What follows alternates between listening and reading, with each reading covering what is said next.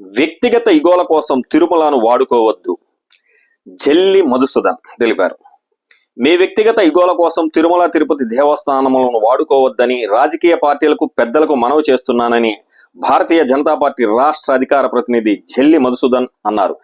తిరుపతిలో గురువారం జల్లి మధుసూదన్ బీజేపీ తిరుపతి జిల్లా అధ్యక్షుడు సామంచి శ్రీనివాస్, బీజేపీ రాష్ట్ర ఉపాధ్యక్షులు కోలా ఆనందతో కలిసి విలేకరుల సమావేశం నిర్వహించారు.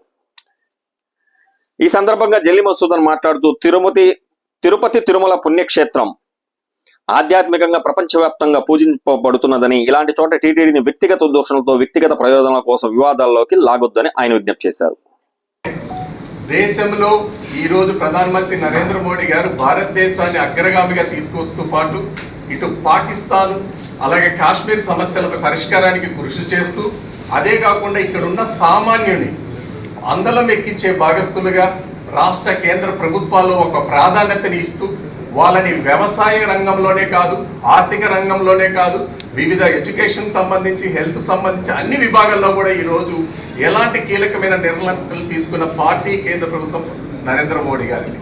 గత ప్రభుత్వం ఏదైతే మీకు తెలిసిందే, లిక్కర్ స్కామ్ కాడి నుంచి, ఇసుక స్కామ్ కాడి నుంచి, మొత్తం మైనింగ్ స్కామ్ కాడి నుంచి, భూదండాల కాడి నుంచి A to Z రాష్ట్రాన్ని అదల్పాతంలోకి తొక్కిపెట్టిన పార్టీ వైసీపీ పార్టీ.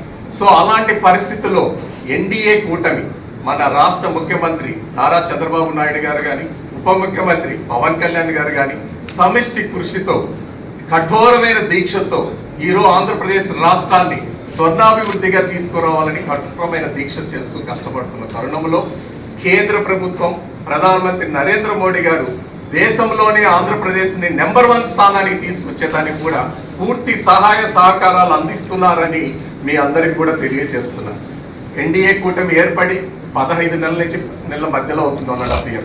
ఇంకా మన చేతిలో ఉన్నది తక్కువ సమయమే ఉంది, 3 years మాత్రమే చేతిలో ఉంది.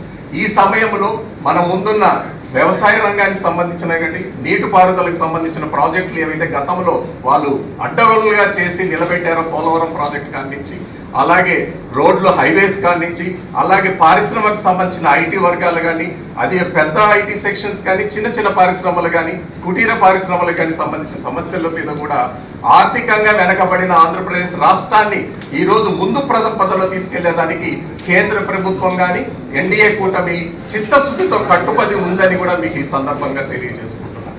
అదే కాకుండా మనకు తెలుసు, లోకల్ విషయాలకు వస్తే ఎంతో ఆధ్యాత్మికమైన క్షేత్రం, ఎంతో పవిత్రమైన క్షేత్రం. మనము చెప్పుకోవడమే కాదు, ప్రపంచ దేశాల్లో ఉన్న అందరూ కూడా తిరుమల తిరుపతికి ఒక పవిత్రత ఉంది. మీ సందర్భంగా మీ ద్వారా ఇక్కడ ఉన్న రాజకీయ పార్టీ నాయకులకి, పెద్దలకి నేను తెలియజేయడం ఏమంటే, దేవుడి విషయంలో, టీటీడీ విషయంలో మీ వ్యక్తిగత దూషణలు, వ్యక్తిగత ప్రయోజనాల కోసం, వ్యక్తిగత ఇద్దరి మధ్య ఉన్న ఈగో కోసం టీటీడీని వాడుకోవద్దని మీ ద్వారా మనవి చేసుకుంటున్నాను. ఎందుకంటే మీది ఏదైనా ఉంటే మీ ఇద్దరు సపరేట్గా వెళ్ళి చేసుకోవచ్చు. దాన్ని టీటీడీ తిరుమల తిరుపతి దేవస్థానాన్ని ముందుకు తీసుకొచ్చి దాని మీద విచిత్రమైన చేస్తే వాళ్ళు కాదు నష్టపోయేది, యావత్ భారతదేశంలో ఉన్న హిందువుల మనోభావాలన్నీ కూడా చెడిపోతాయని కూడా వాళ్ళు గమనించాలని కూడా చూస్తారు. వాళ్ళు కూడా భారతదేశంలో పుట్టారు, వాళ్ళు కూడా ఇక్కడ జీవిస్తున్నారు, వాళ్ళు కూడా ఇక్కడ మనం కాపాడుకుంటున్నాం. సో ఇలాంటి పరిస్థితిలో మీరు వ్యక్తిగత దూషణలకి టీటీడీని వాడుకోవద్దని, మీ ప్రయోజనం